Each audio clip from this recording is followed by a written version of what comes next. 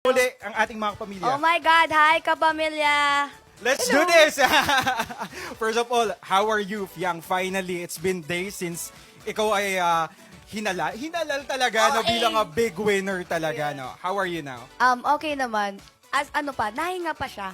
Ayun. Nahinga Lumala pa. ba? Nag-sink in na ba? Nag-sink in. Low-key lang. Pero like, hindi pa totally nagsisingkin na, oh, bakla big winner ako. Grabe, di ba? Diba? Talagang big winner yan siya. Pero, Fiang, now that you're back dito sa outside world, ano yung mga unang ginawa mo right after na manalo, mag-relax? Ano yung mga unang ginawa ni Fiang? Ang pinakauna kong ginawa is, syempre, sa family ko talaga una akong pumunta. Nakipagchikahan lang ako kung ano yung mga na-miss out ko na chika. Syempre, yung nanay ko kasi sobrang madaldal. So, ayun, nakipagchikahan lang, especially sa daddy ko. Catch up malala talaga with the family True, talagang talaga. family first. Oo. Family is love. Yes, totoo yan. Pero syempre, Fiang, dito sa Kapamilya Chat, we want to get to know more of you na kumbaga mas makilala natin si Fiang. Syempre, we all know you as the content creator with millions of followers. Pero pwede mo ba ikwento, Fiang, how you started as a content creator? Like, ikaw ba? Ito, bata pa lang, ginagawa? Paano? Nag-start akong mag-social media. Parang 15, 16 years old ako.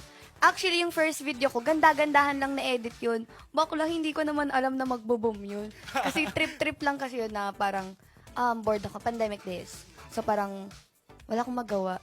Nag-edit lang ako ng compilation ng videos ko and photos. Tapos nag-boom siya. Sabi ko, bakit nag-boom? Tapos ayun, parang, alam, ang ganda mo naman. Sobrang bakulo. Ayun, nag-boom siya dahil doon na parang hindi daw ako maarte, ganyan-ganyan, na parang kakaiba daw ugali. Kumbaga super pretty niya pero very kalog and very True. maarte lang. Grabe. Nako mga kapamilya, no, keep on sharing our stream dahil madami tayong inihandang fun challenges for Fiang. Pero going back, Fiang, so ano yun, kumbaga bilang pandemic na stay at home, kumbaga nag-iisip ka lang ng ways para hindi ma-bored? O talagang, ay gusto ko to, may ganun ba? Yeah, ano lang yun, parang bored lang talaga ako and hindi ko naman in-expect na mag-grow ako ng sobrang OA. Ayun, parang tanggal bagot lang talaga yung pagiging social media influencer kuno ko. So every time lang naboboard ako tapos may bagong trend. Ginagawa ko lang. talaga. Yeah. Pero ano yung pinaka first video mo na nag-viral na talagang ang daming, alam mo yun, nag-follow na sa'yo, na nag-sumuporta na talaga, if you can remember? Actually, tawag sa akin dati, Miss Araw. Bakit? Bakit? Kasi every time baklo, nagaganda-gandahan kasi ako. Parang ano, kunwari, okay, video. Tapos kung nasa likod muna, tapos biglang papakita. Oh! Sa tawag sa akin lagi, Miss Araw. Oo. So doon ako laging tumataas yung engagement. So, tinuloy-tuloy ko siya. And then after nun, parang doon na ako sinabi na, hala, ang ganda naman nito. Siguro sa araw lang to gumaganda. Ay, pinatunayan po, di ba? Sorry, oh. Tabi. Bakit?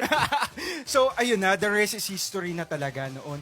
Pero, syempre, if young at your very young age, you have millions of followers nga, no? Papaano to nakaka-apekto sa, when it comes sa confidence mo, sa pagharap mo sa tao? May ganong effect ba sa ito? Actually, wala. Talaga. Sobrang taas ng confidence ng babaeng to. Oo. Legit. Oo. Kita-kita na ngayon. Yes. Di ba? Oo. Wala lang. Parang, okay. Parang, oo, tapos, wala talagang effect sa akin kasi parang, ayun nga, habang tumatagal, manhid na ang babae. For Fiang, for you, na parang kumbaga, you are very confident sa sarili mo. The followers are, kumbaga, you love them supporting you with 10 millions, pero para sa'yo, hindi yung parang, 10 million, ano ako? I know.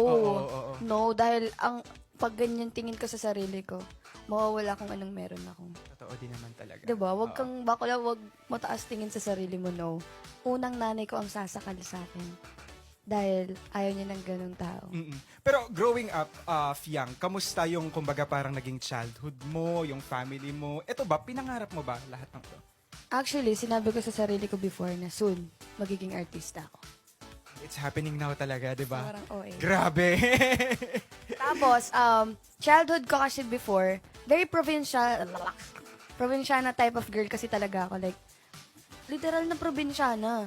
Na pagbata, paghapon, akyat sa puno, akyat sa ganyan. Naglalaro sa kalye talaga. Yes. Oo. Very provinciana type talaga ako. And then, laro-laro ng mga childhood games. Tapos, makikita mo ko sa court dati, pag kami mga liga. Mahilig kasi talaga ako kahit until now. Kahit hindi ko kilala, papanoodin ko yung laro mo. mahilig ako manood ng basketball games, especially Liga. And before, pag nanonood akong Liga, baka, si ate mo sasayaw pa yun sa gitna dahil bida-bida Wow! siya. Legit, ganun kabida-bida yung babaeng to. And ganun yung life ko before na as a simple girl lang talaga. Pero syempre, bilang pretty girl na nanonood ng liga, ikaw ba yung, kumbaga, kinukuha ng muse kapag ka, di ba pag ang mga liga may ganun, may mga muse at ikaw ba na-experience? Pumapayag lang ako if family ko lang. Ay, wow. Syempre, Oo. di ba? Kasi yung mga family ko, sa family ko kasi, madaming, lahat boys eh. Oo. As in yung babae sa amin, parang bilang lang. So, every time na may liga, ang kinukuha nilang muse. Tapos pag may kuha, tatanggihan ko sila. Kasi sa family talaga, sa family ko lang ako Family nag-muse. talaga. Yeah. Oo, galing. And fast forward